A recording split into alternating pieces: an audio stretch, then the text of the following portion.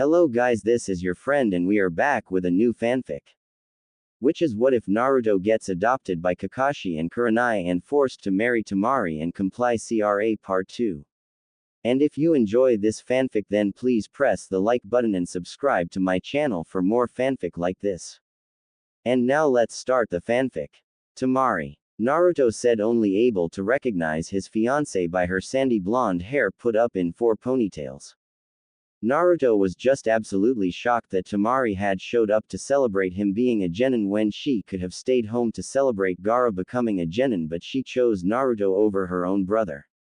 Naruto got up and gave her hug, with Temari being 5 feet 2 inches and Naruto being 4 feet 7 inches. His head rested on top of her mid-C-cup breasts.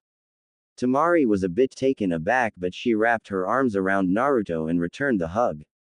The parents and other jonin were grinning at this, and the rest of the rookie genin present, which is everyone from the anime minus Sakura, Sai and Sasuke, didn't remember Temari, seeing as Naruto's family spent the most time with her the last time she was in Konoha. Naruto didn't want to let go of Temari because she smelled so good, like a sandy breeze, and Temari didn't want to let go of Naruto because he smelled like an open field with a breeze. Just kidding, he smells like ramen duh. After a while Naruto let go and looked up at Temari and smiled at her. You look amazing, my sand princess. Naruto said, taking a look at what Temari was wearing. Starting from what was closest to her skin, Temari had on a purple bra with matching purple panties. She had the fishnet armor that covered her shoulders and then went down to cover her biceps.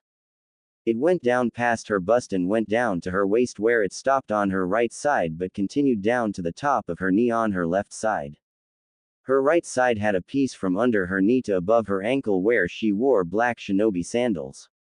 She wore a light purple garment that wasn't on her shoulders and went down to the middle of her thighs. Her headband was wrapped around her neck, and to top off her outfit she had a black battle fan held in place on her back by a scarlet sash that wrapped around her waist.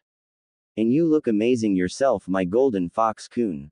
Temari said, making Naruto's cheeks start to heat up. Temari took a look at Naruto and saw that he was well built for someone his age and followed Naruto to his seat, where she sat down on his lap since all of the seats were filled. His friends all threw smirks at him, but he rolled his eyes at them. Temari was getting caught up on everything that had happened in the last 6 years. She learned that 2 years after Temari left and returned home to the sand village, Kurenai gave birth to a baby boy and named him Arashi Hatake. Forgot to put him in the last chapter, but with it being a flashback and all, it was kinda hard to fit it in somewhere, so I thought why not here. Anyway, continuing with the story, Arashi was now 4 years old and he had started at the same time Naruto started to train as well. He was just like Naruto in every aspect except for the fact that Arashi can only do basic fuinjutsu. His kenjutsu is nowhere near what Naruto was at when he was 4. And lastly, there was pretty much no shot at him being able to learn space-time jutsu. Arashi will be strong but not to the level of Naruto, but the one thing he showed great promise in was genjutsu like his mother. This came naturally to him, whereas Naruto had to train his ass off to get to where he is now, but Naruto was still a kick-ass ninja, which he will display when a certain pink-haired bitch and emo faggot walk into the pit. What are you doing here, Dobi? Sasuke asked, glaring at Naruto. What do ya think he's doing? He's celebrating with the rest of the Hidden Leafs genin that actually show promise. Temari said before Naruto could respond to Sasuke. Sasuke looked at Temari, then looked back at Naruto before saying something that pissed off Temari the most. Who's the whore on your lap, Dobi? How much do you pay her for a lap dance, and does she suck your dick like a whore does? Sasuke asked, smirking. Oh shit. Naruto said to where only his friends could hear. What's wrong? Shikamaru asked, wondering what was going on in Naruto's head. Well, before Gaara left he told me to never piss off Temari to where she goes into her stages of anger, as he put it. I had no idea what he meant back then, but now I know. He even named the stages as well. Naruto said as Temari got out of Naruto's lap and stood up facing the Uchiha scum. Want to repeat that again, Uchiha? Temari threatened, reaching back and grabbing her fan. Stage 1, Naruto said as all of the jonin instructors and even the Hokage randomly pulled out a notepad and pen and started to take down notes. Want to repeat that again stage? Naruto said as everyone else wrote this down in their notepads. I said how much does the Dobi pay you to get his dick sucked? Sasuke spat right back at Temari. Temari pulled off her fan and opened it to reveal all 3 stars and started to bring it back before Naruto got up to intervene. If you will excuse me, Naruto said as he got up and had 2 kunai ready to go. I'll make you suck your own dick if you have one, you Uchiha bastard. Temari said as she started to bring her fan forward before Naruto grabbed it and looked at Temari telling her he'd handle this. You know, now I really don't know who wears the pants in your relationship, your slut, or you Dobi. Sasuke said as this was the tipping point for Naruto. He was already pissed off that Sasuke called Temari a whore, but calling her a slut and whore in the same minute was grounds for attacking the person, but this time Naruto was able to attack freely since Sasuke had started to go through the hand signs of a jutsu, fire style, fireball. Sasuke started but was cut off when Naruto threw the 2 kunai he had at Sasuke and he was pinned to the wall 6 inches off the ground. The kunai didn't go through Sasuke's shoulders but came pretty damn close. Naruto pulled out his katana that Tenten had given him as a reward for beating her, and this let everyone know he was serious. Enko and Asuma were about to get up before Kakashi spoke to them. You two need to sit down. Naruto will handle this in a way that is proper. Trust me, Kakashi said, giving his famous eye smile. Enko and Asuma reluctantly sat down to watch how this would play out. Naruto put the katana that he named the Sword of Kami to Sasuke's neck. He named it this because he felt a great power surge within him whenever he touched the sword, and it was true, the sword did have some of Kami's power, as this was one Kami used himself. Then Sakura decided to be the bitch she is at this moment of all fucking moments. Don't hurt my Sasuke-kun, you baka. She said, making Naruto turn his head to look at her. Shut up. Naruto said with killer intent. Shut up, Haruno. You are a disgrace to what a true kunoichi is. You want an example of a true kunoichi because I can give you 3 right now. Temari could wipe the floor with your pink-haired ass. Ino won the best fucking kunoichi of the year award at the Academy, for crying out loud, and Iruka-sensei told me that you didn't even crack the top 10 for that award. And don't even get me started on how many ways Tenten would kick your ass with her arsenal of weaponry, but if you don't believe me, go ahead and fight them all and you'll see firsthand. So I suggest you shut up right now before I come over there and slice you into a million pieces, literally. Is that understood, bitch? Naruto yelled at Sakura before she broke down in tears and ran out of the restaurant, and he focused on Sasuke, who had complete fear in him but hid it with a smug look on his face. While all of this was going on, Temari was getting turned on a bit and she had no idea why. She thought it was because he was so hot to her, but she realized that it was because of how in an instant he could go from laid back to taking control of a situation. This made her start to heat up more and more as the situation prolonged. Naruto had his sword up to Sasuke's neck and spoke to where only Sasuke could hear him. If you ever call any of the women over at that table a whore, slut, skank, or anything of that nature that I don't approve of, this sword will go through your neck. Naruto said as red chakra started to surround his body and Naruto was taking into his mindscape. Well, we finally meet young Kit. I have to admit you are growing to become quite the ninja, if I say so myself. Do you know who I am? Kurama asked. No, why should I? Naruto replied. Because I'm the Kyuubi no Kitsune, or as your people call me, the nine-tailed fox. Kurama said back to Naruto. That's impossible, the Nine Tails was killed by Lord Fourth, how can you be inside of me? Naruto said, getting frustrated. I was never killed. No, the Fourth just merely sealed me inside a newborn on October 10th, which is your birthday, Naruto. You are the Jinchuriki of the Nine-Tailed Fox. Kurama said. We will talk later, but for now you have more important things to attend to, like the Uchiha scum in your face. Kurama continued before Naruto was pushed out of his mindscape back into the real world, where Sasuke tried to pull on of the kunai out of his shirt, but Naruto grabbed his hand and slammed it to the wall with his knuckles touching the wall. Then Naruto grabbed another kunai and shoved this one through Sasuke's palm, making him cry out a blood-curdling cry that the whole village heard. Sasuke tried to use his other free hand to escape, but Naruto did the same with this hand and Sasuke let out another cry of pain. After a few minutes, Naruto showed mercy and relieved Sasuke of the kunai through his palms and the ones pinning him to the wall. Sasuke stood up and was about to send a jutsu at Naruto before he turned around and punched him in the gut so hard he spat up blood, curled over and flew outside, hitting and breaking the first 5 trees he came in contact with. The red chakra surrounding Naruto receded and he returned to his seat without another word. The Hokage got looks from the Jonin that told him that this was the best time for Naruto to learn of his heritage in the fox. "Thank you, Naru-kun," Temari said to Naruto, resting her head on his chest. "I will never let anyone bash you, Tima-chan," Naruto said, wrapping his arms around Temari, not wanting to let go of her in fear that she'll leave him once she finds out he's the Jinchuriki of the 9 tails. "Naruto, is everything okay? You're holding me pretty tight and it's starting to hurt," Temari said. "I'm sorry, I didn't know, I was just thinking about something." "I'm really sorry about hurting you," Naruto said, looking sad. "It's okay, but let's just enjoy the remainder of the night," Temari said, grinning at Naruto. "Okay, anything for my sand princess," Naruto said, grinning right back at Temari. "Naruto, I need to have a word with you in my office now," Hiruzen said. "Everyone please follow the Hokage, this involves all of you including us Jonin," Kakashi said. -5 minutes later at the Hokage's office. "The Jonin here know exactly why they are here, but you Genin do not. At least I don't think you do. Naruto, the red chakra that surrounded you, do you know where the chakra came from?" Hiruzen asked. "I think I may have an idea, but how does it affect the rest of my Genin friends?" Naruto asked. "Well, first, if you really think you know where it comes from, tell me and I'll tell you if you're right," Hiruzen said. "The Kyuubi no Kitsune gave me its chakra, Jiji-san," Naruto said. How did know that, Naruto?"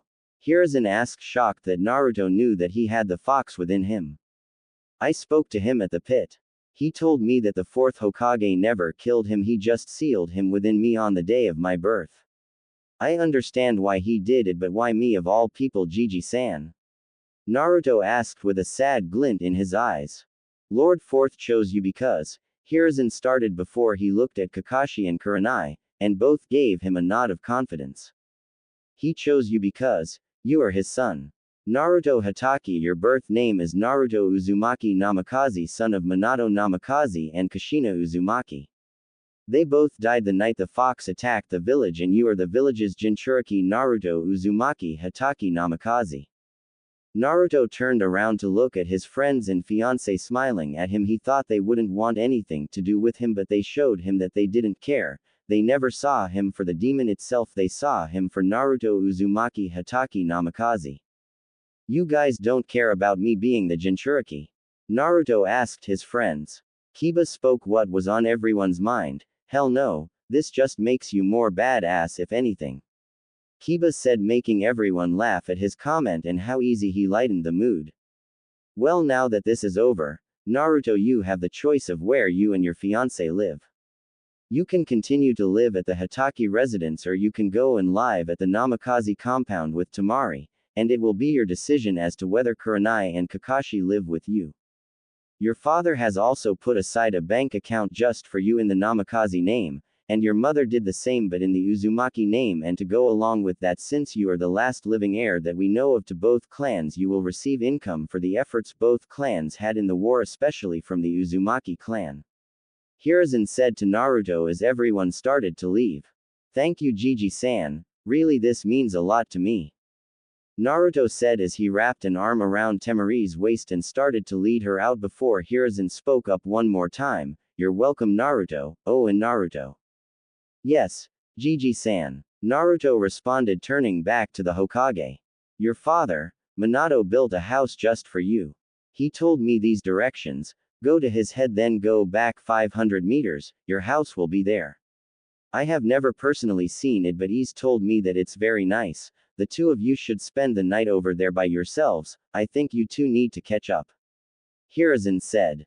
"Oh shit," Naruto said. "What is it, Naruto?" Hiruzen said worriedly. "I haven't used the chakra paper to find my affinity, Temari, what are you? Naruto said. I'm wind and water. That combo is pretty rare in our village. Temari said, smiling. Everyone who heard Naruto turned around and came back to the room. Is everything okay? Anko said. Yes, Naruto here has informed me that you guys don't yet know your chakra affinity. Is this true? Hiruzen said, starting to smirk. Shit, Asuma, how the hell did we fucking forget about that? Anko exclaimed. Haha, don't worry, the Hokage has some chakra paper with him, if you would, Hokage-sama. Asuma said. Of course, Genin, if you would please come forward. Hiruzen said as the Genin stepped forward and he gave each of them a piece of chakra paper and told them what to do. Once everyone of the Genin had gone, they were waiting for Naruto to do his. Up to this point, Temari was wind and water, Shikamaru was water and fire, odd combo, don't ya think? Choji was earth and fire, Ino was fire and water, damn, another fire and water combo, Hinata water and earth, Shino was lightning and fire, Kiba was fire and earth, Neji is earth and fire, and Tenten was fire and wind. And finally it was Naruto's turn to go. He looked at his friends who gave a nod of confidence. Naruto took a deep breath and channeled the chakra into the paper, and once he did, something bizarre happened. Instead of cutting, crumpling, getting wet, turning to dust or turning to ash, Naruto's piece of chakra paper blew up in his face. Kakashi had a stunned look on his face as well as the rest of the Jonin and Genin, but Naruto looked completely confused. He did what he was told to do, but instead of slicing in half or some shit, it fucking blows up. Who the hell ever heard of a white piece of paper without anything on blow up? Didn't think so. Anyways, Hiruzen walked up to Naruto, whose expression said it all. What the hell was that? Naruto, Hiruzen started. Yeah, old man, what's up? Why did the paper blow up in my face? I thought it was supposed to do some elemental type shit. Naruto said, looking for answers. Naruto, there has only been one other person in the world that has had this happen, and we don't know if he is actually real or not. Hiruzen continued. You don't mean the Sage of Six Paths, do you? Naruto said, starting to mentally freak out. Yes, that's who I was referring to. He was the first person born with chakra and saved the world from the destruction of the 10 tails. He sealed the husk in what is now the moon and separated his energy into the 9-tailed demon spirits that we know of today. Since you have the QB, you have the strongest of them all, and last I checked he was the demon lord, so the other demons must obey any command he gives. He can also give and take away bloodline traits like the Sharingan or the Byakugan, for example. He can also create a bloodline Kekkei Genkai like the two I mentioned, but be completely unique. If I remember, the Namikaze clan actually possessed one that the QB created and granted them, called the Namagan. It's like the Sharingan and Byakugan but better. The main gist is that your eyes turn aqua color and you'll have white swirls like the Sharingan has the Tomo. Now, while the Sharingan can go up to 3 Tomo, the Namagan has been known to go up to 9 by your father, but I feel that you can make it to 10. I'll go through the stages. 1. Ichi Namagan. This is where you can use wind, water, and lightning affinity without a problem. 2. Mi Namagan. This is where your hand-eye coordination is greatly improved, your vision is enhanced and your predictability is enhanced, but both are on a lower level than that of the Byakugan or the Sharingan. 3. Rai Namagan. This is the same as the Mi Namagan but better versions, if you will. It lessens the amount of hand signs needed for a wind, water or lightning jutsu. 4. Yan Namagan. This is where you can copy any wind, water and lightning jutsu like the Sharingan, and the predictability is at the same level as a mature Sharingan, and its vision is nearly as good as a Byakugan. 5. Yan Namagan. This is the same as the rest, but the vision becomes as good as a Byakugan, and you can now unlock the Kekkei Genkai for ice, combining wind and water to create this. 6. Yo Namagan. This is when their senses are increased, and in order to open this stage you need an intense amount of training, which honestly you have done, Naruto. You must go beyond what a normal human can do, and you've proven that again and again. 7. Yoka Namagan. You don't need to weave any hand signs for ice jutsus, and you can now possess the ability to use fire and earth jutsus.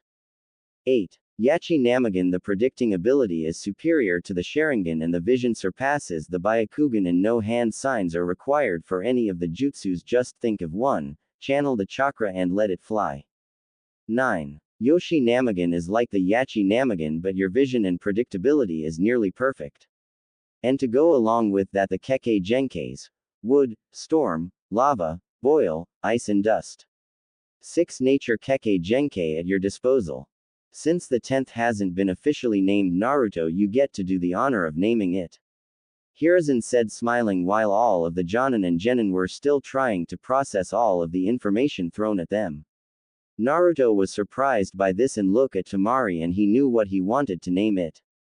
I know what I want to call it, but first let me talk with Kurama to see how many stages there are since he created it. Naruto said. In Naruto's mind, what can I do for you, Kit? Kyuubi said. I was wondering how many stages of the Namagen you created. Naruto replied. Also, you finally discovered your family bloodline. As a reward, I will grant you the 10th and final stage of the Namagen. I feel that you will need it in the future, but remember to always train it to stay up to date on it. I have also granted you the gift of being able to use all 5 elements that you know of.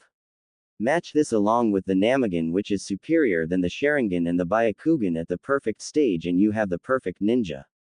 On the count of 3 you will feel a huge amount of power course through your body. Do not do anything to alter its course. 1, 2, 3. And with that the Kyuubi sent the perfect Namagen to Naruto, and when Naruto opened his eyes they looked the same until Kyuubi gave him orders. Close your eyes and focus chakra up to them. When you open you should have awakened the Namagen. Go ahead and try it out here before out there. Naruto nodded and did as he was told. He sent chakra to his eyes, and when he opened them he had the 10th and final stage of the Namagen showing. Surrounding each pupil was 5 white swirls and 5 black swirls. Naruto could feel the difference in his surroundings and he loved it. He felt so strong and knew this was a step closer to becoming Hokage. Naruto left his mind and was awake in the real world. So what did he say, Naru-kun?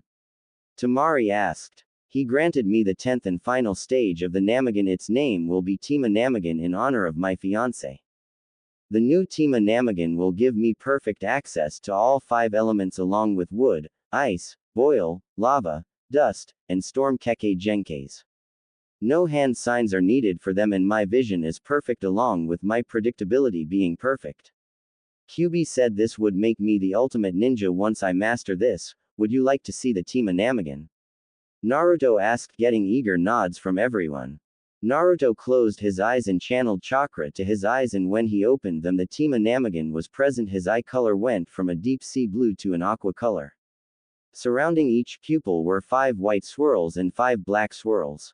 These swirls are like the Uzumaki swirl. Everyone was amazed at this and so happy for Naruto, knowing how hard he has worked. Everyone soon left and Naruto and Temari headed to Namikaze house while Kurenai and Kakashi returned to the Hatake compound. Naruto remembered what Hiruzen said about the house. Flashback. Naruto, there is a library in the house's basement. Minato told me that inside he had thousands of scrolls on water, wind, lightning, earth, fire ninjutsu, taijutsu scrolls from your mother, genjutsu scrolls that Kurenai can help with, kenjutsu scrolls, a couple of them being for katanas. Is that all, Gigi-san? That sounds like a lot of work that he went through and just for me. Naruto replied. Actually there are some more types of scrolls, space-time jutsu, which is what made him Konoha's yellow flash, senjutsu, which is sage jutsu. He learned this from one of my students, Jiraiya of the Sannin, the Toad Sage.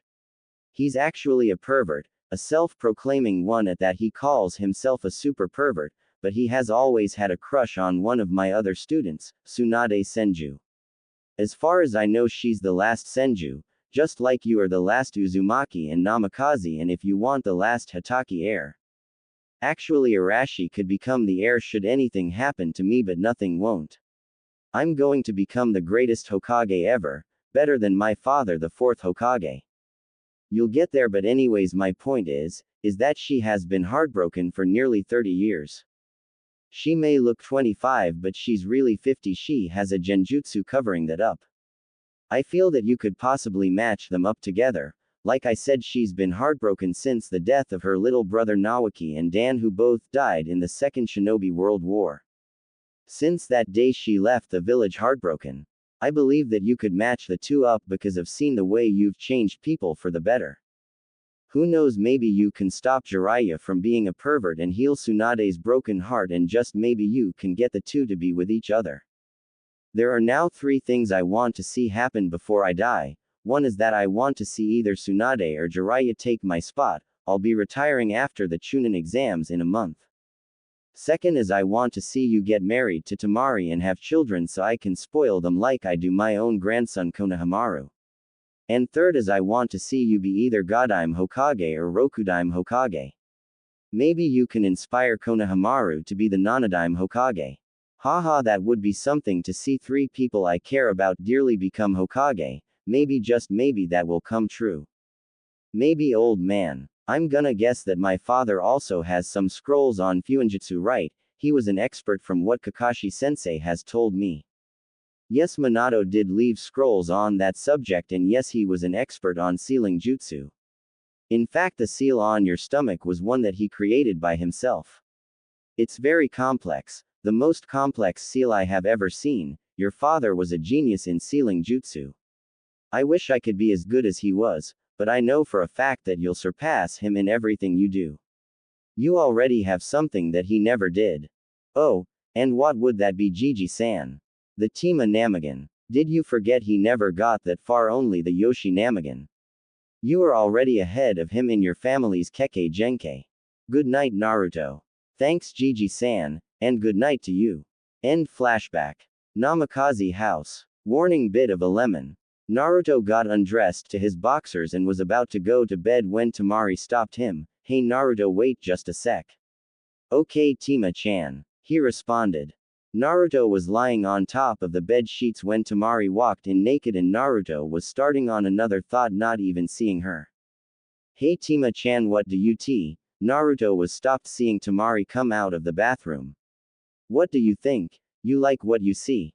Temari asked, teasing him, and it was working. She could see a bulge start to build up in Naruto's boxers. I'll take that as a yes.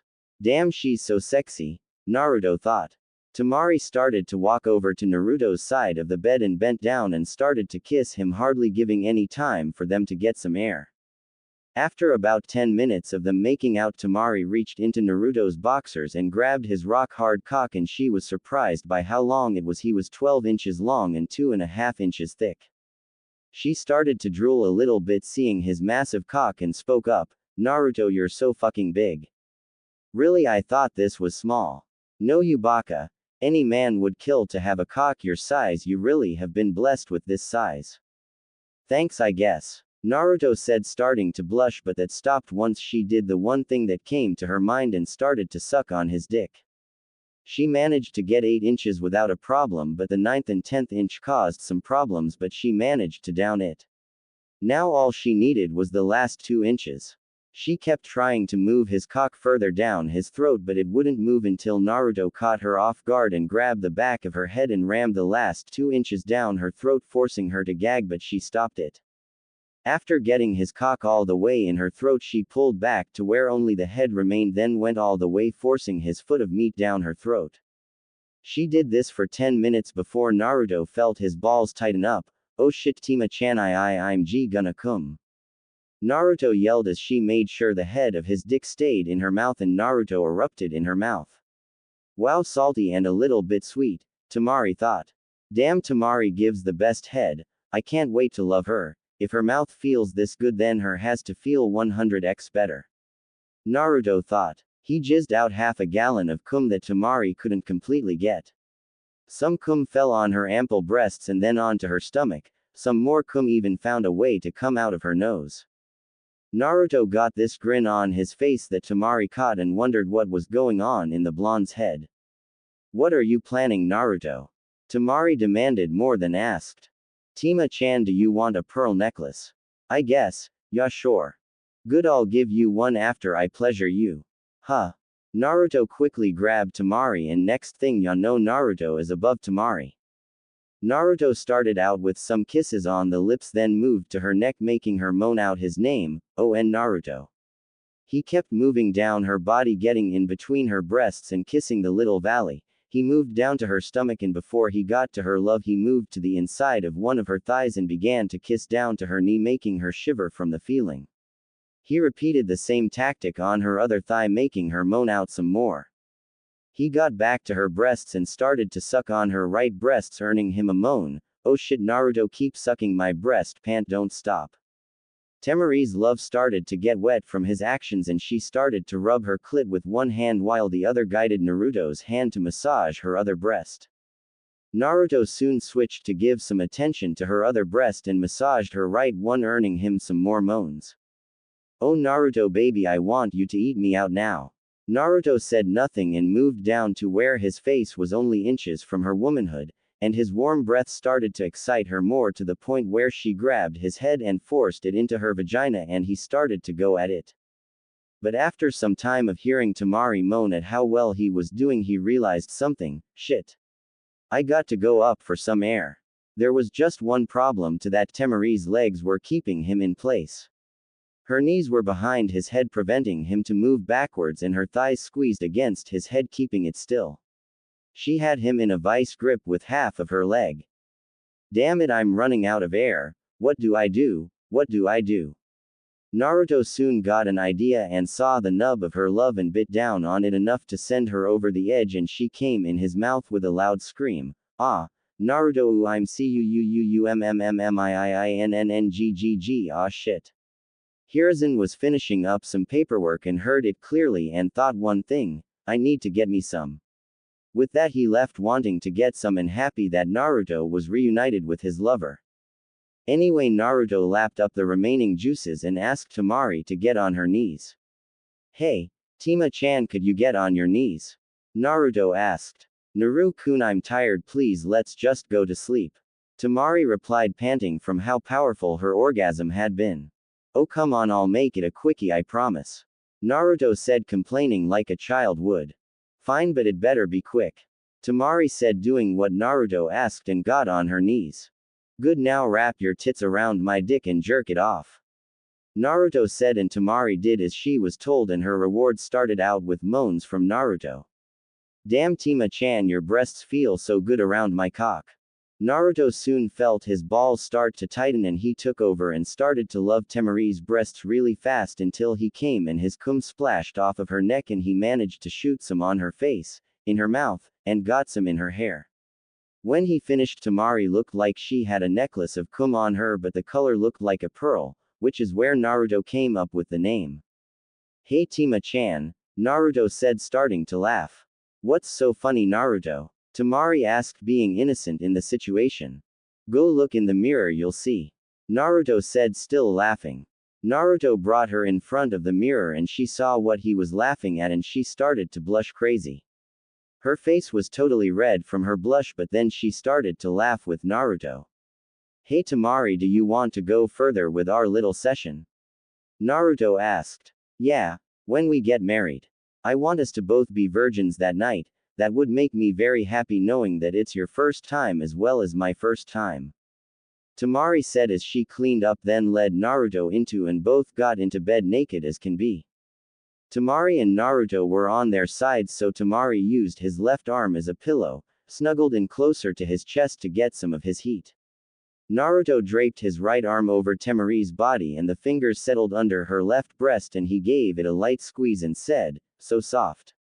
Temari smirked with her eyes closed, then said one thing before trying to fall asleep: "Good night, Naru-kun." "Good night, Tima-chan." With that, sleep claimed the two lovers and everyone in the village. Naruto woke up at midnight and also woke up Temari in the process. "What's wrong, Naru-kun, it's midnight?"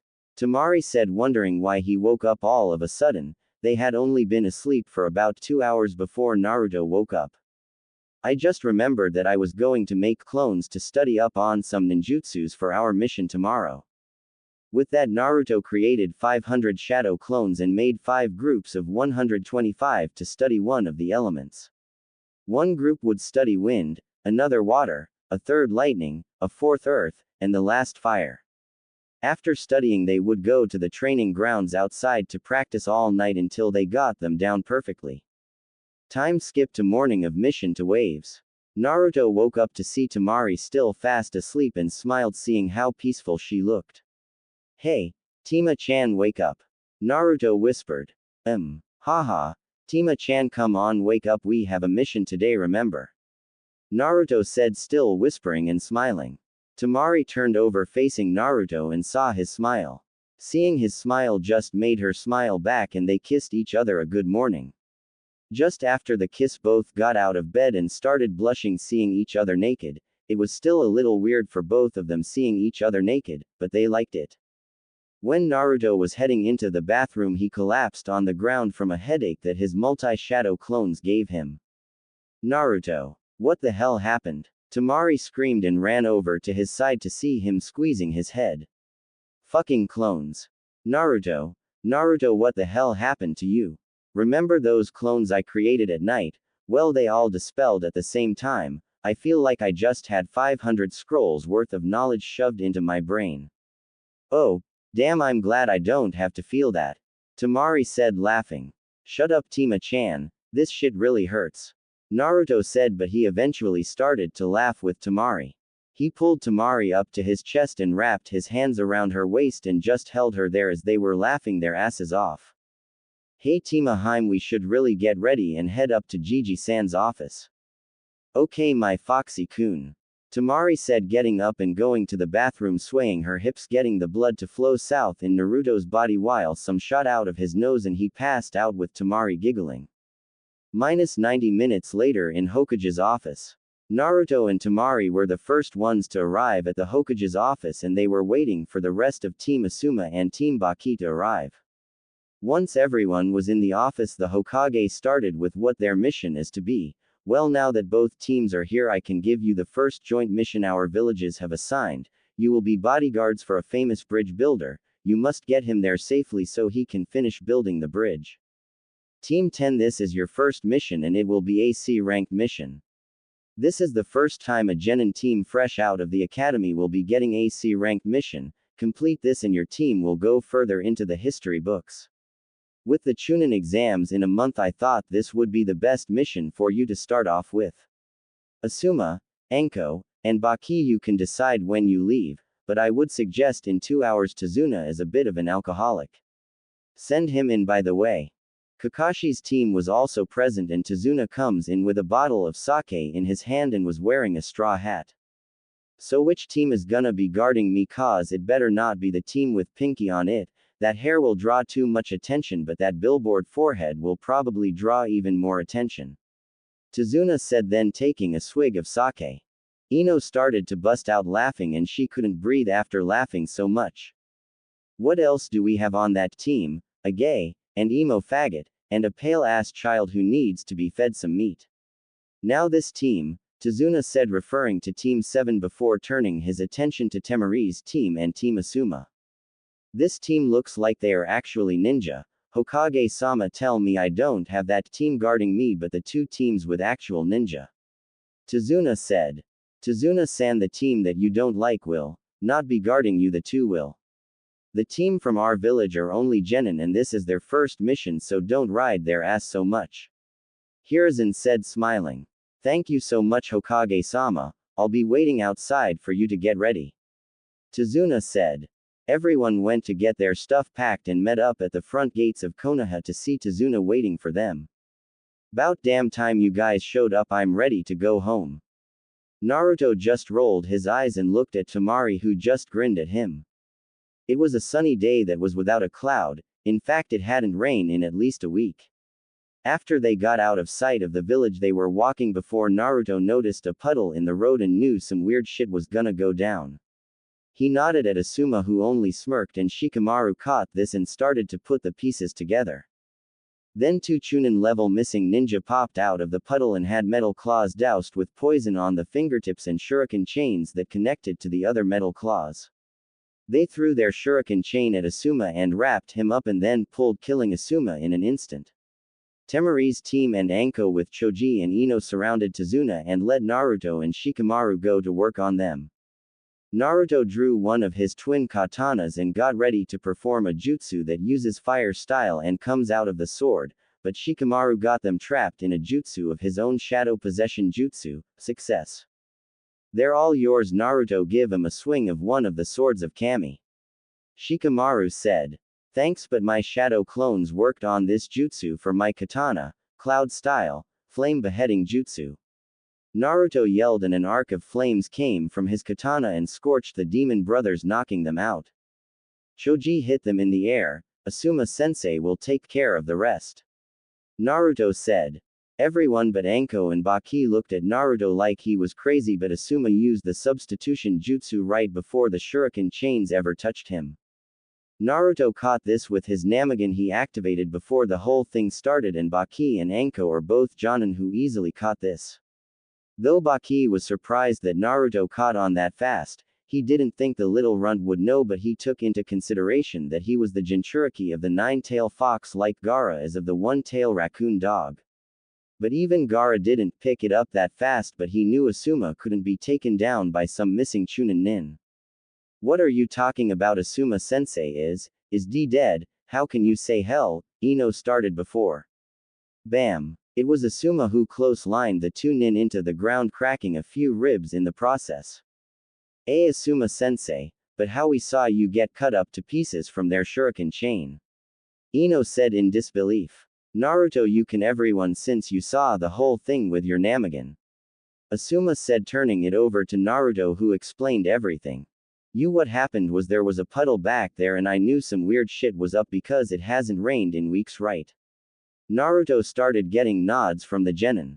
Well, I looked at Asuma, who also noticed this and nodded at me. From there I activated my Namagen and got ready for what was to come, but apparently Shikamaru caught this nod to me and he caught on pretty fast. From there, those two dumbasses, Naruto said before getting cut off by one of the demon brothers. Hey, watch it, kid, all. Shut up unless you're spoken to, bitch. Naruto said, making some of the genin to laugh, and even Baki was amused with how Naruto held himself, and of course Anko was rolling on the floor dying of laughter her nephew can give her at times. Anyways, as I was saying before, I was rudely interrupted by Tweedledee and Tweedledum. Those two dipshits came out of the puddle and Asuma-sensei used the substitution jutsu and let Shikamaru and I handle the rest. Good job, by the way, Shika. Naruto said, smiling at the rest of the genin, who were very impressed, especially one future Temari Uzumaki. Thanks, Naruto, but what was that jutsu you used? I've never heard of it. Cloud Style. I've never heard of it. Shikamaru said. Cloud Style is a form of fire style jutsu that is a kinjutsu or forbidden jutsu. How Naruto got his hands on that is beyond me, but he already knows another one since he was 3 years old. In fact, he learned it the first day Kakashi trained him. Asuma said. And that would be? Ino said, dragging out the last part. My favorite two jutsus, of course, the Shadow Clone Jutsu and the Multi-Shadow Clone Jutsu. Naruto said, smiling. I've never heard of this jutsu, Asuma-sensei. Choji said. Shadow Clone and Multi-Shadow Clone are Jonin to Kage level jutsus, since Naruto's chakra reserves are 4 times higher than that of Kakashi, which is just unfucking believable. He doesn't have the chakra control for a normal clone jutsu.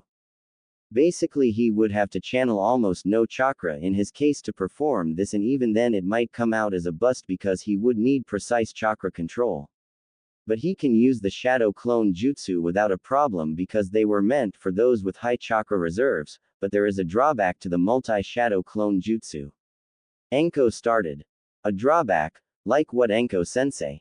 Temari asked. Well, if you use the Multi-Shadow Clone Jutsu too much, you can have fatigue from chakra loss, or as we call it, chakra exhaustion. Not only that, but it tears away at the muscles every time you use it. So you have to make sure you give at least 2 weeks in between each time you perform this jutsu, but in Naruto's case that could be different. Speaking of which, Naruto, when was the last time you used this? I need to know so I can determine whether or not you can or should use it right now. Anko said. I don't remember the last time I used it, to be honest, Anko-sensei. Naruto said.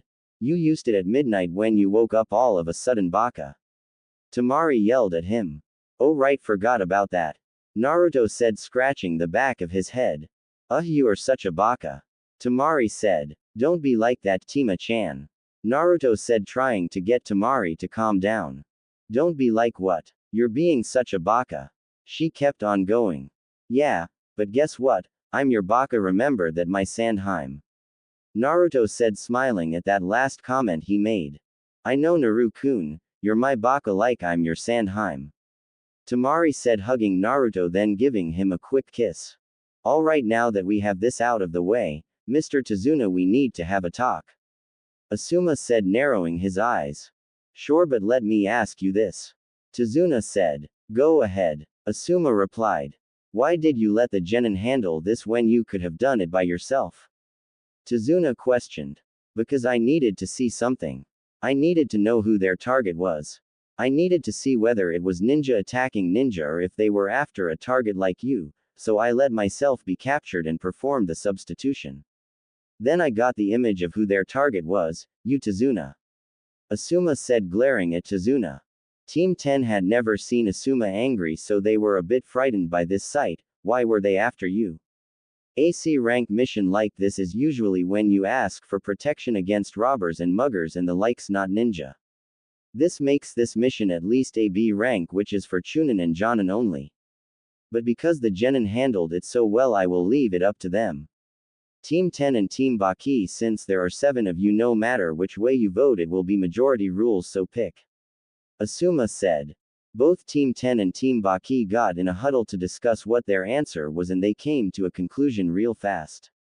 We have all decided that we want to continue Asuma-sensei. This may not be Team Baki's first mission, but it is ours. We must continue no matter what. Besides, you have to admit we kicked ass, and that was only 2 of us. Imagine if all 7 of us genin were to fight, or even all 10 of us, we could seriously kick some ass even if they are missing nin of Chunin level or higher. Naruto said, giving a fox grin. Alright then, it's settled, we will continue this mission, but you will have some explaining to do, Tazuna.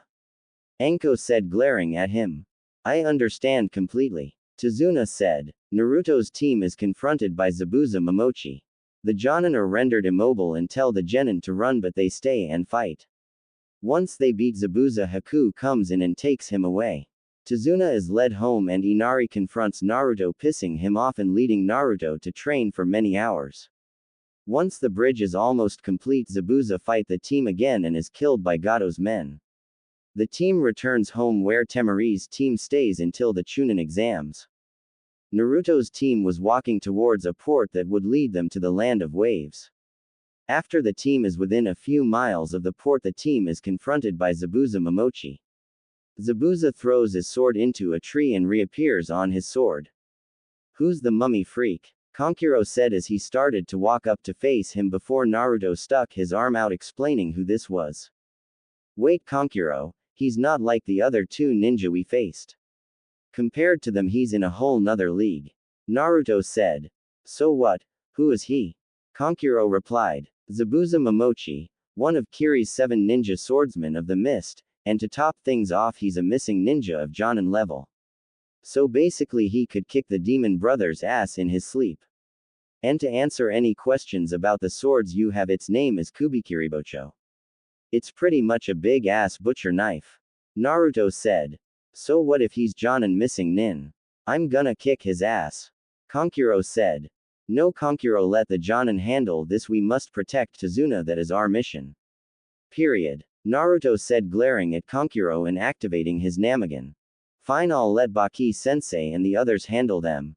Kankuro said, trudging back to the group. You seem to know a lot about me, kid. Tell me, how do you know so much about me? Zabuza asked. Before we got this mission, I studied famous people from Kiri and around Kiri. You just happened to catch my eye, so I studied you up. Naruto said. Why, thank you, but you will all die, for I am the... Zabuza said before getting cut off by Naruto, waving his comment off.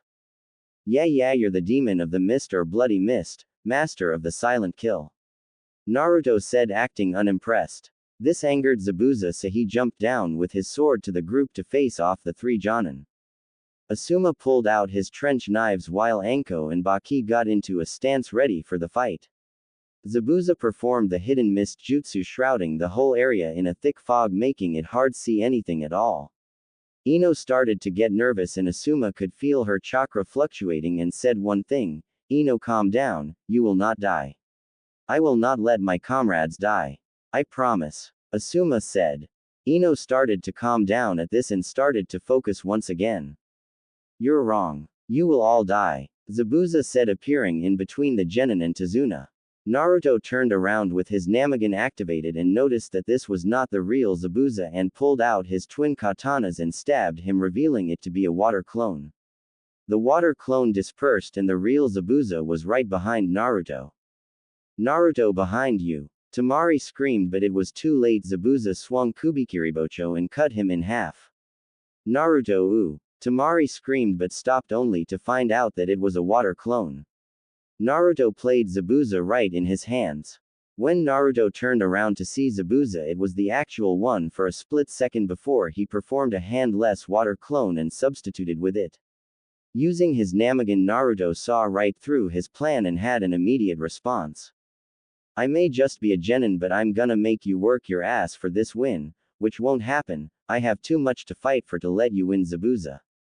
Your life ends right here, right now. Naruto said with one katana behind Zabuza's back and the other ready to slit his throat. Everyone just stood in shock, thinking that they just saw Naruto go down, but he was there in the living flesh. You think I'm that stupid, kid? Said another Zabuza, which was the real one. The real Zabuza swung his sword and Naruto dodged it in time but felt a hair's head cut off his head. Damn, that was too close for comfort. Naruto thought. Naruto kicked the real Zabuza and his water clone into the water and waited to see what would happen next. Next thing you know, Zabuza and 3 water clones jumped out of the water and 3 of them got behind the Jonins and kicked them into the water, where the real Zabuza was waiting for them to surface. Once they did, Zabuza's water clones got right behind them and simultaneously said the same jutsu, water style, water prison jutsu. The 3 Jonin were immediately caught up in a ball of water with the water clones using one hand to keep them there, while the real one was behind his clones. Damn it, what the hell do we do? Shikamaru said, getting frustrated. Easy, Naruto said, stepping up. Huh, Shikamaru said, looking up to see Naruto step forward. Gaara and I will handle them. Naruto said, grinning. No, protect the bridge builder and get the love out of here. Anko screamed.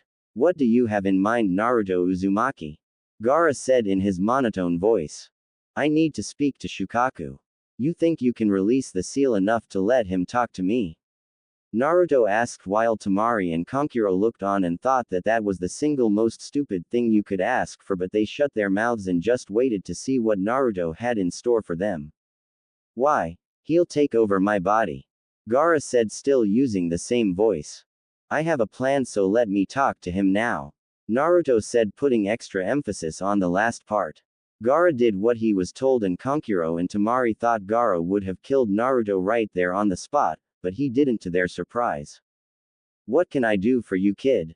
Shukaku asked Naruto.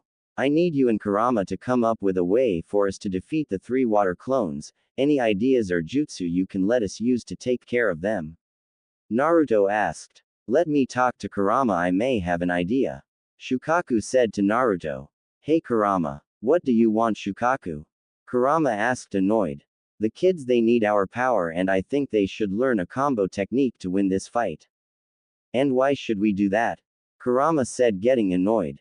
We need them to stay alive, and if they die, so do we. So what do you say? Fine, I'll do it. What the technique they should do? Demon art. Jinchuriki's ultimate tailed beast ball. Are you fucking insane? That could kill the kids. Are you trying to get me to die an early death, you bastard? Kurama spat, giving Shukaku his full attention. Just get Naruto in a shroud of your chakra and I'll do the same for Gaara. From there we tell them what to do and help them gather the chakra needed for this. Fine, but you know they will only have 3 to 4 moves after this if they don't die right. I know Gaara should be fine and I know Naruto will be as well. Naruto and Gaara had their eyes closed, and when they opened they had their tailed beast's eyes and red chakra surrounding each one of them.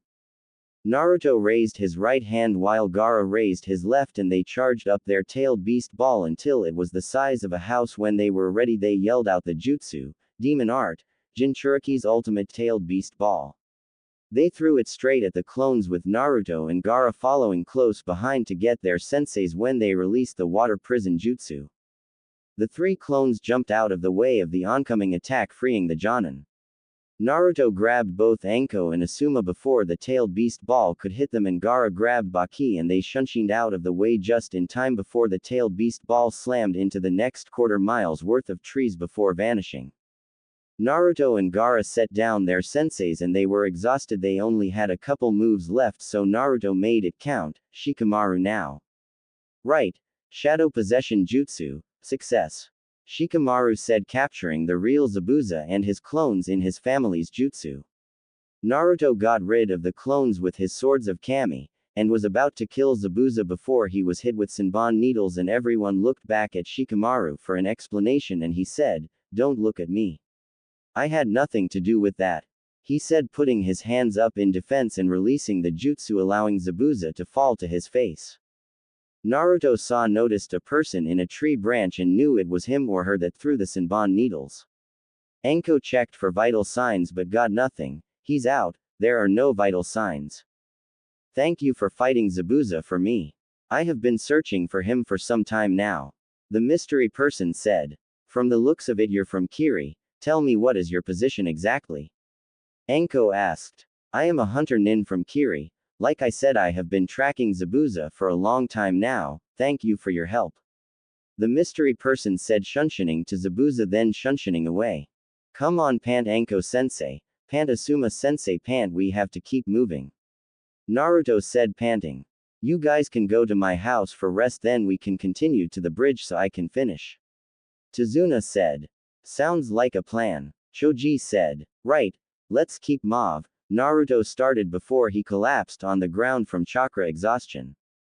"Naruto, ooh," Temari screamed as she rushed to his side to see him knocked out. "Naru," Gaara said, taking a step forward before collapsing himself. "Gaara," Kankuro yelled. "Damn it," he said. "They must have used up all of their chakra in that last move." Anko said. "Yeah, but for a Jinchuriki to pass out from chakra exhaustion, that move had to have taken everything out of them," Shikamaru said. "Choji, take Naruto. Kankuro, take Gaara, then get next to Tazuna while we make our way to the port, then his home," Asuma said. The group did what they were told and started to walk to the port that was only a 15-minute sprint from where they were. Once they got to the dock, they found a man who was willing to take them across the water to the land of waves, but with the boat's engine cut off. On the boat to waves, Temari was sobbing, hoping Naruto would wake up, but deep down she knew it would take at least a week to fully recover. Thankfully, he had Kurama helping him in the healing process. Inside Naruto's mind, damn kid can't keep himself safe from danger, and I told Shukaku that this would happen if we pushed them too far, but no, don't take advice from the demon lord, Kurama thought, ranting on about pointless shit while healing Naruto at the same time. But this kid might get laid if he awakens early, and I would love to see the face of Makeup Boy and Shukaku's boy when they find Naruto fucking Temari, Kurama said, laughing. "Oh, haha, I'm such a fucking pervert," Kurama said, laughing in his cage. Back on the boat, Temari was still staring at Naruto, whose head was in her lap, and she ran her fingers through his sun-kissed yellow hair and only thought about his well-being. "Hey, Temari, Naruto will be alright. If we know him, he'll bounce back pretty soon, don't worry. You know as well as the rest of us that his tenant will get him up and running, same for Gaara," Ino said, giving Temari a reassuring smile. "Thanks, Ino. It's just that I can't help but worry about him, even though I know everything will work out in his favor. He seems to have lady luck on his side anyways," Temari said, smiling while still looking at her passed-out boyfriend, fiancé. "Yeah, he sure does have luck on his side. I remember this one time he pulled some sort of prank with water balloons and managed to evade the Anbu that were looking for him. Turns out he was laughing his ass off on top of the fourth Hokage's head," Ino said, smiling, remembering that day like it was yesterday. Shikamaru and Choji even smiled, remembering that day as well. Yeah, Naruto always seems to make everyone happy when they're having a shitty day, or can just bring a smile to people's faces. Even if they are pranks, people have to admit that they are funny as hell. Choji said, nearly laughing, remembering the time he painted the Hokage's faces and Kakashi ended up finding him after the Anbu couldn't find him for 2 hours. "What's so funny, Choji?" Temari asked, wanting to know what was going on in the Akamichi's brain. She thought it was food, but she was surprised with the answer she got. Nothing really, I just remembered the day when everything in the village was going wrong and Naruto decided to cheer up everyone but needed to pull off a prank that would get the attention of the entire village, and he did. He got paint and painted the Hokage's faces and had Anbu tracking his ass down and couldn't find him, but Kakashi found him in an instant. The people were mortified at first but then saw the joke in it and the whole village's mood lightened up a bit. Even the Hokage noticed this and didn't punish him. He actually thanked him for doing that. Choji said, grinning. He thanked Naruto for doing something like that. But that doesn't sound like the Naruto I know. Temari said, not believing what she was hearing. That's the thing about him. When he's around you, he has a loving attitude and protective one of you. With everyone in our group including the Jonin and Chunin, he kicks back and has fun. When he's around Sasuke and Sakura, he ignores them entirely, and well, in battle he's 100% focused on coming out as the victor. You see, he is able to control many personalities at a time and keeps each one in check. Ino said, giving Temari a huge smile. You remember the night at the pit, right? Shikamaru asked. Yeah, what of it? Temari responded. Well, that was him being protective towards you. He made a promise that whenever you came back to live with us that he would protect you with his life no matter what, that included people insulting you. That was one of his attitudes that can surface with him. You noticed how his mood changed to being happy after he got back to the table. Well, that would be because he could relax again being surrounded by those that are precious to him, as he says. All he wants to do is make those around him happy even if it gets him in trouble, which never fucking happens. Shikamaru said, making everyone laugh softly as they listened on to the conversation that started out with only Ino and Temari, but eventually the whole boat was listening on. I'm just happy he's in my life again. Temari said, still looking down at Naruto and stroking her hand through his hair, and thought, he looks so peaceful like this. It's actually kind of cute to see him like this, though I don't want him to be knocked out all the time. Alright everyone, we made without anyone detecting us. Well, this is as far as I go. Tazuna, good luck and finish this bridge to free us. The boat owner said before turning on his engine and leaving the group on the dock. Well, thanks for the help. My house isn't too far from here. You guys can rest up for the day. You deserve it, especially those two. Tazuna said, looking at a passed out Naruto and Gaara. Alright, I'll give directions and you guys just keep doing what you do best. Tazuna said, grinning. Time skipped 20 minutes. The group arrived at Tazuna's house, which was a bit of a little thing. It was a 2-story house on the water. Think of houses on wooden stilts to be held up. It had some windows, and since it was elevated you could fish right off one of the rails. Once they got inside the house they heard footsteps run down the stairs, and it ended up being a young girl around 25 years old. She had violet-colored hair and wore a pink shirt.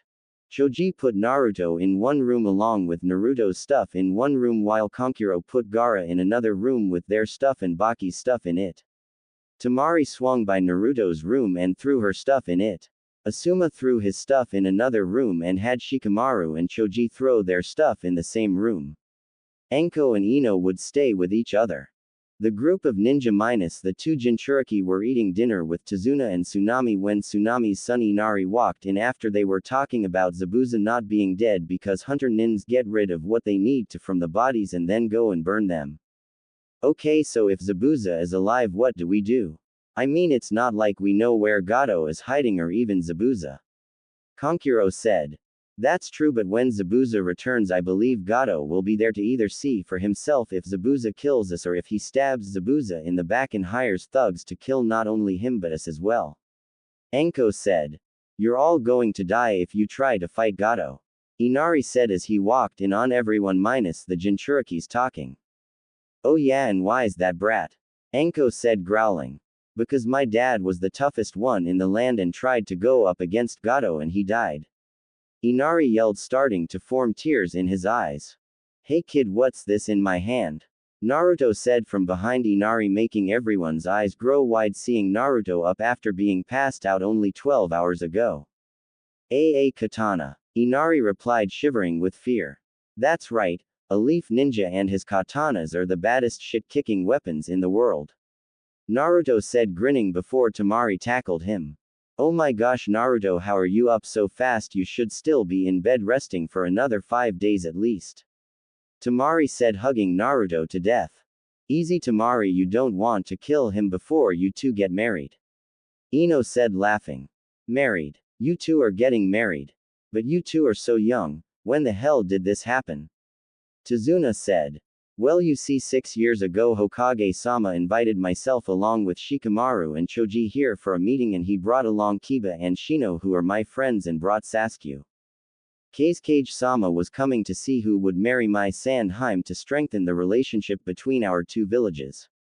Each of the males had to introduce themselves and tell what type of training they had done. No one had really done any except for Shikamaru, Saskia and I. Shikamaru had some training done, but apparently Saskia did more. So Kage-sama was about to pick Saskia before Hokage-sama reminded him about me not introducing myself. So Kage-sama agreed and I introduced myself and I blew Saskia's ass out of the water. Naruto said, leaning back in his spot and eating some fish. Really? You blew his ass out of the water? Tazuna said with a hint of doubt in his voice. Yeah. Anyways, I beat out Saskia for Tima-chan's hand in marriage. Saskia was pissed, so he challenged me to my first fight in the Hokage's office. Everyone gave us room and he charged with his first attack. I dodged his attack and got behind him, then I performed one of my favorite techniques. Naruto said, grinning. And what would that technique be, kid? Tazuna asked. Leaf Village Secret Finger Jutsu, 1,000 Years of Death. Naruto said, going through the motions of that day. Not bad, kid. So what are you now in your jutsu styles? Tazuna asked. Well, Asuma and Anko sensei know that for a fact. Senseis, if you would be so kind as to tell our client and everyone else my rankings. Naruto said. Well, if I had to guess, I'd say you would be around low to mid jonin, which is fucking impressive for a kid who took down another jonin with the help of another like you, and this is your first mission, whereas Gaara's team has been on around 20 missions, one of them being a B-ranked mission. Anko said. Yeah, I would agree with Anko on your ranking. Ever since Kakashi started training you at 3 years old, you've only been going up.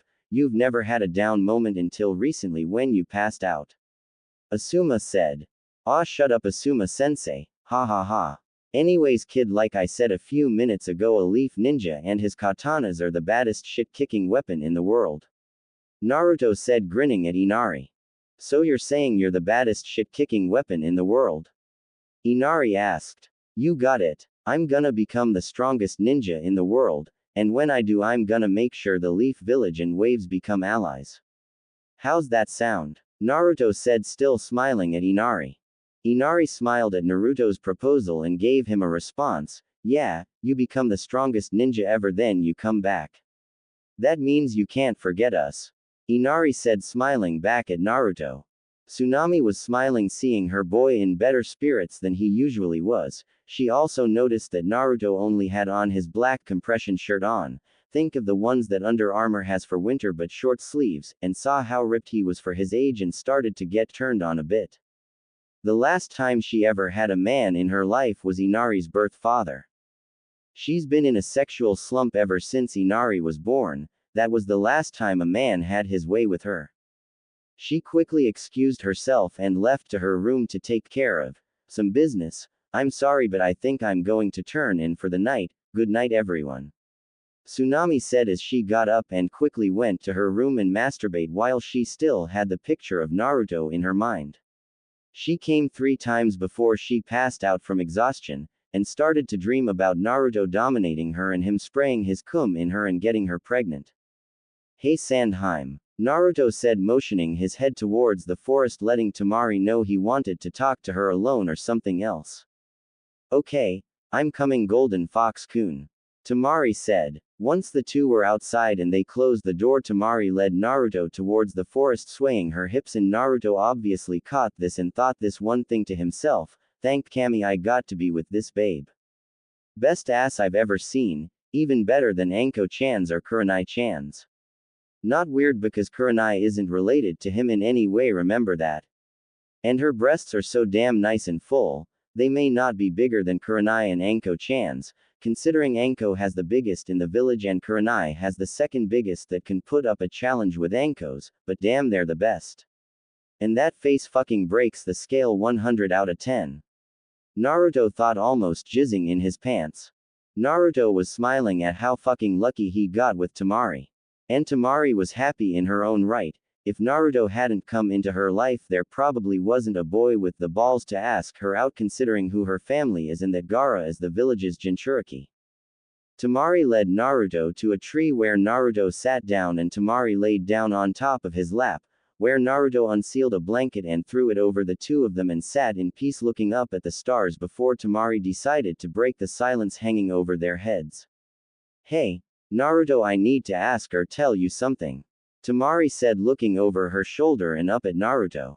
What would that be, Tima-chan? Naruto asked, looking down at Temari.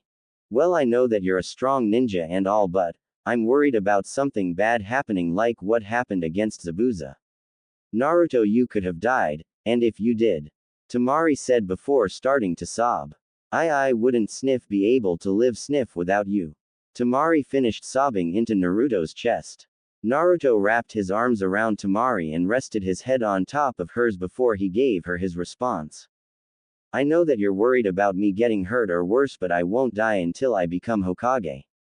And I promised the old man that he would live to see the day we get married, have kids, and I become Hokage myself. He promised me to see those things happen before he dies, and I promised to make those things become a reality, and I will. Naruto said, smiling down at Temari, who was now looking up at him, amazed at how he made such a promise and amazed at how confident he was to go through with this promise. And one more thing, and I really want this to happen in case we fight Zabuza again and something happens. Temari said, trying to be as serious as she could be. And what would that be, Tima-chan? Naruto asked, looking into her eyes, giving her his full attention. I want you to take me right now. Temari said, staring dead into Naruto's eyes. And Naruto had a look of shock on his face. He would have expected her to ask him to do a favor. Well, I guess this could be a favor. Maybe or maybe not, but no, she comes out of the blue saying she wants to love him, and by the way she's saying it, she really wants him inside of her, pleasuring her. Are you sure you want this, Temari? Naruto asked. Of course I do, Naruto. Why do you not want to be a father? Temari said with a sad look on her face. No, I really do want to be a father.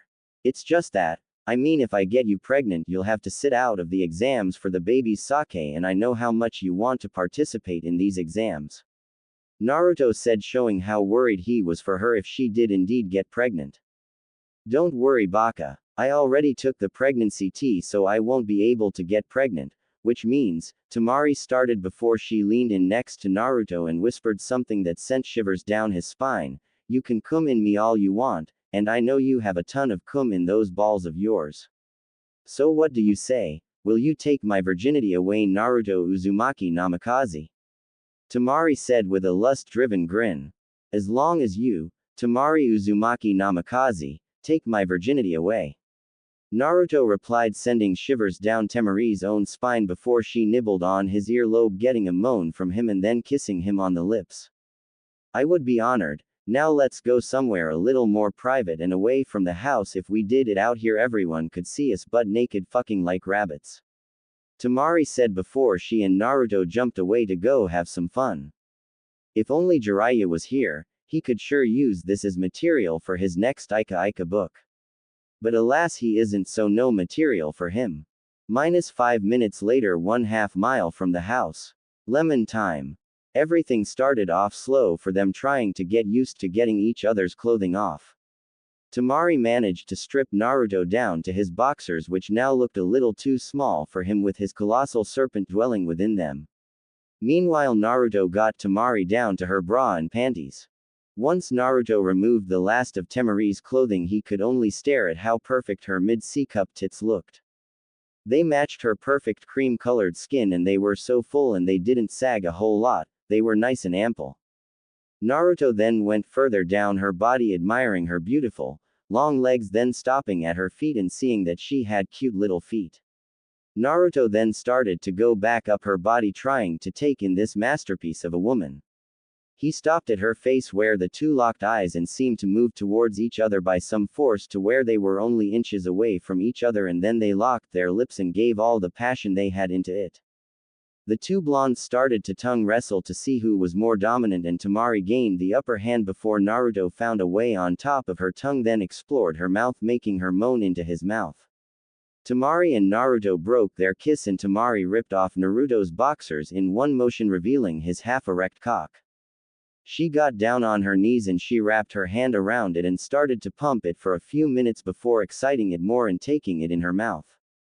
After a few minutes of jerking off Naruto, Temari put the head of his cock in her mouth and then swirled her tongue around the head, making Naruto moan out to her, "Oh Tima-chan, that feels so damn good, aw shit." Temari then took in as much of his 12-inch cock as she could fit before Naruto decided to ram the rest of it down her throat. She started to suck off Naruto and was making Naruto come close to climaxing. He grabbed his head and started to face her.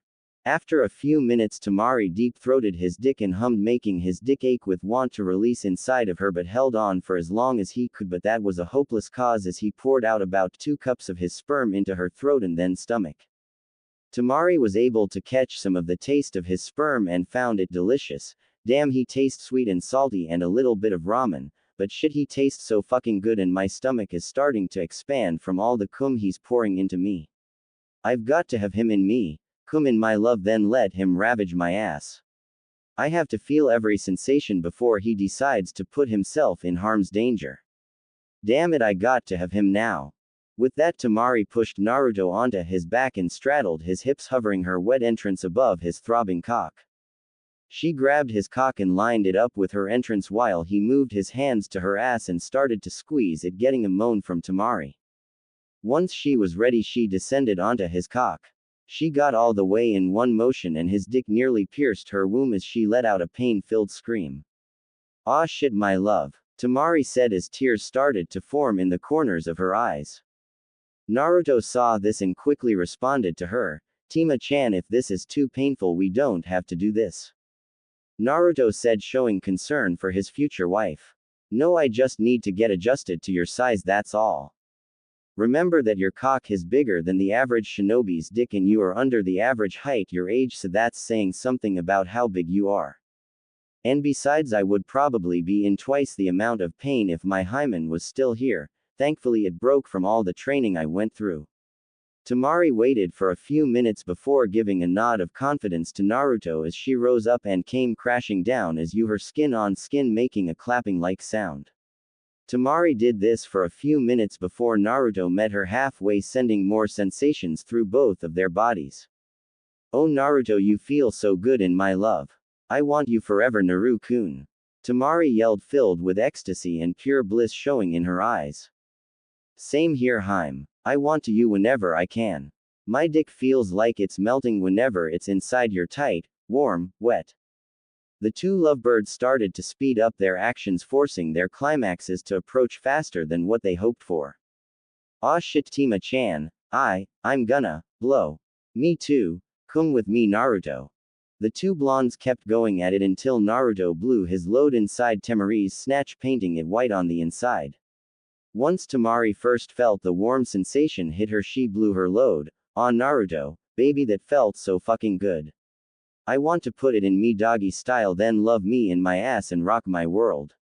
Right now the two were on cloud 9.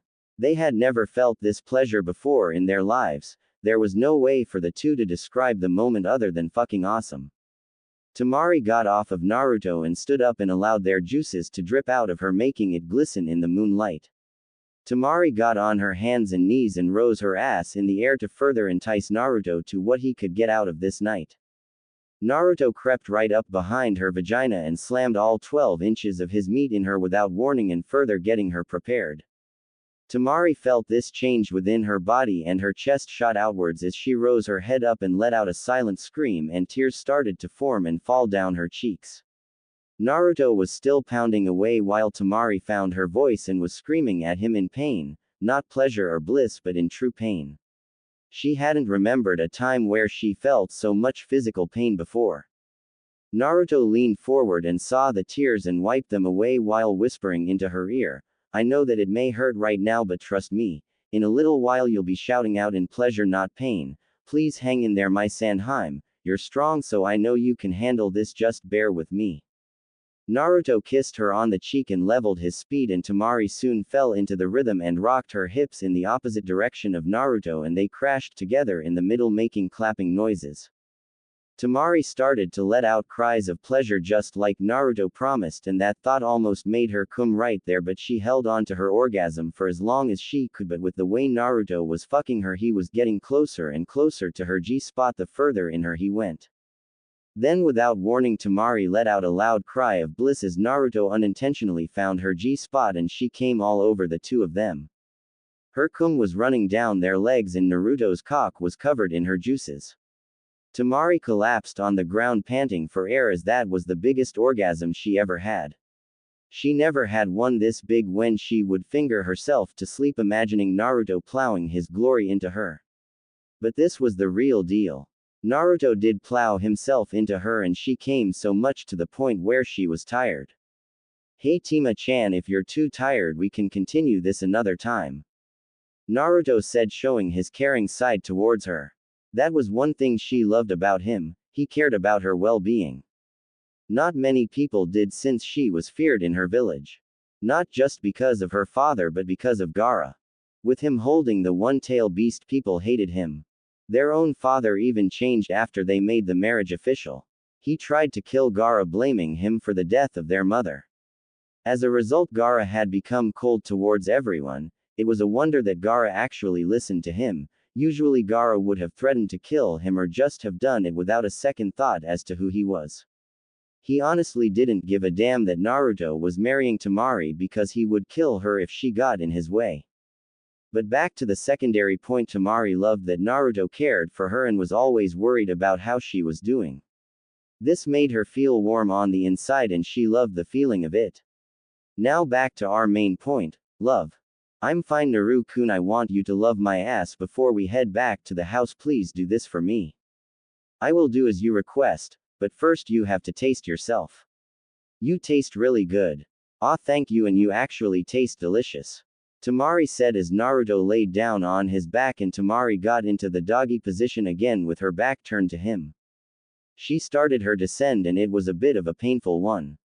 But she managed to fit his colossal serpent in her ass.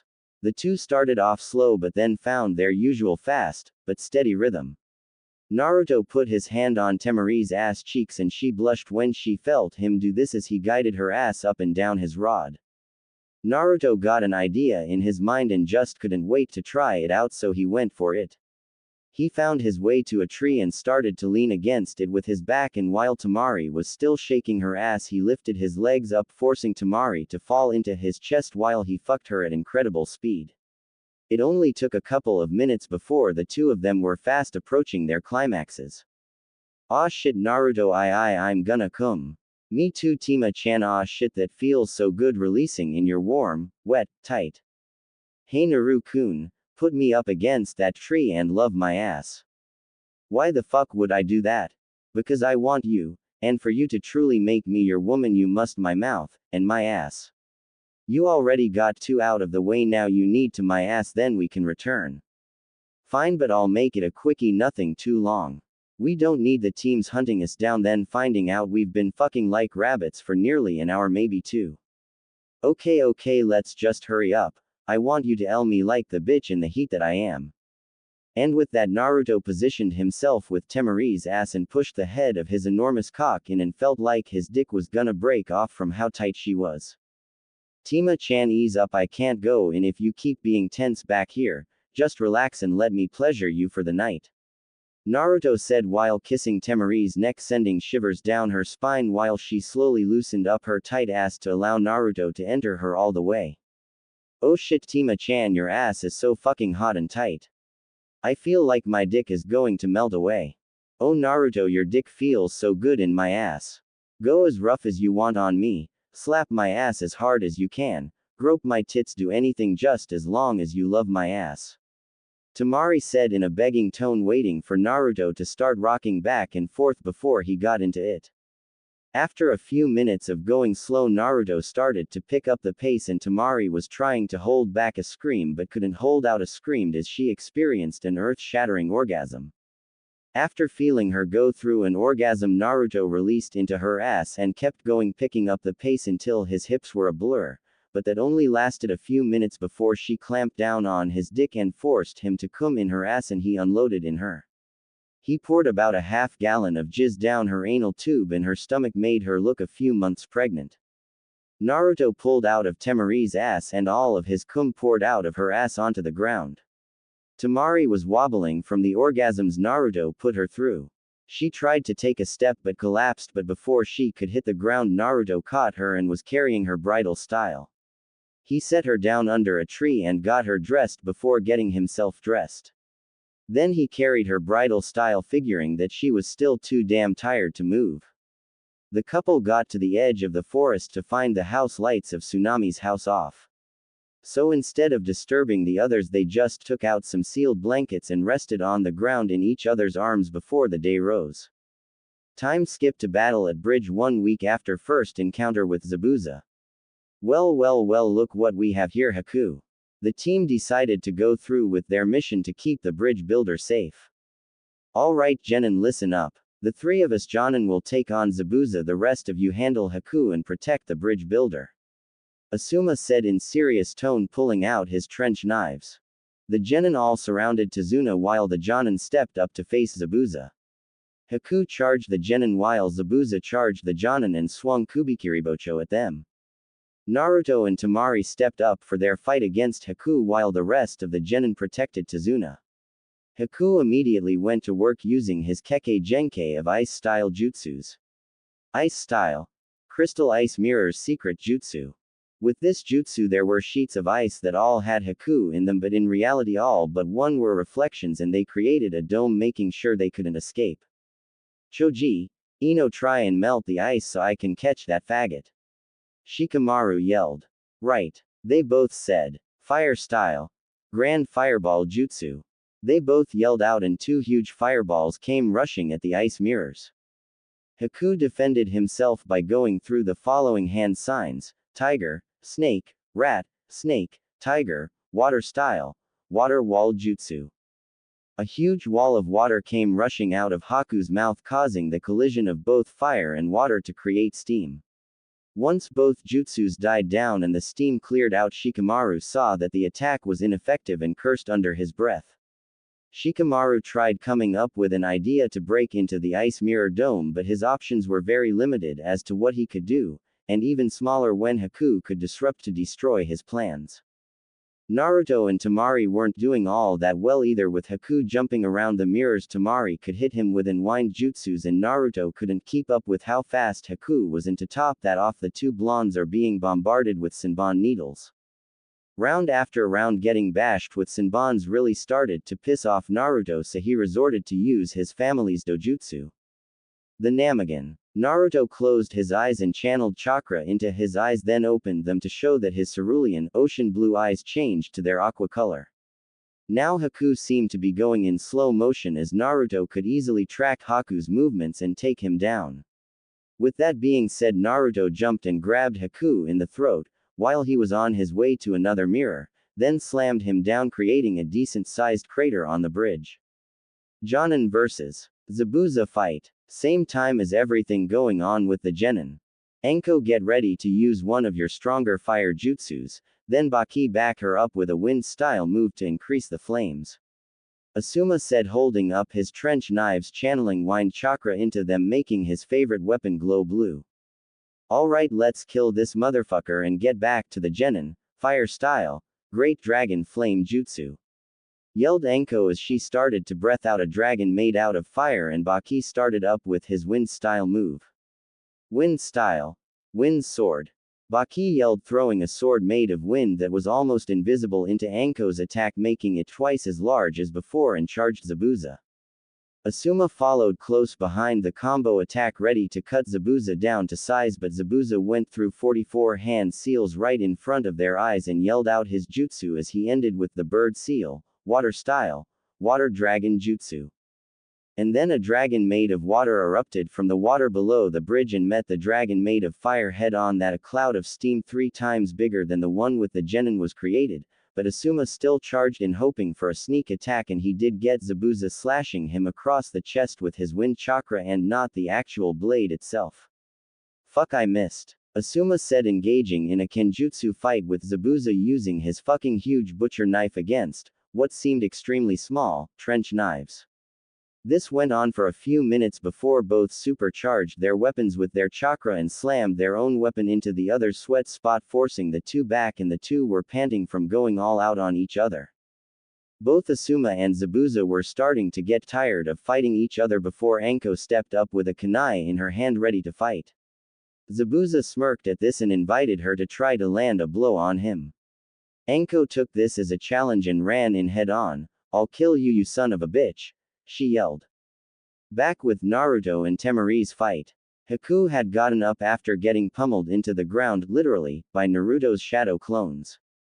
Haku managed to get off the same jutsu he used last time, except this set of ice mirrors was outside the original. With this being done, Haku made the original set of mirrors into small ice and bonds and got ready to throw them at the blondes, wanting to end the battle quickly to help out Zabuza. "Shit, Tima Heim, get down now and protect yourself," Naruto yelled as Haku sent his barrage of ice needles to Naruto, which got him everywhere. Naruto's eyes went wide before he started to fall over and land on the ground, crushing some of the needles, but ultimately fell still. "Naruto. Please, no, Naruto. Come on, stay with me," Temari yelled, starting to cry, while Naruto's best friend's eyes went wide with fear of what was going on inside. "Tima-chan, if I don't make it." "Shut up, you'll make it," she yelled back. Naruto put his right hand up to her left cheek and she held it there while he spoke to her.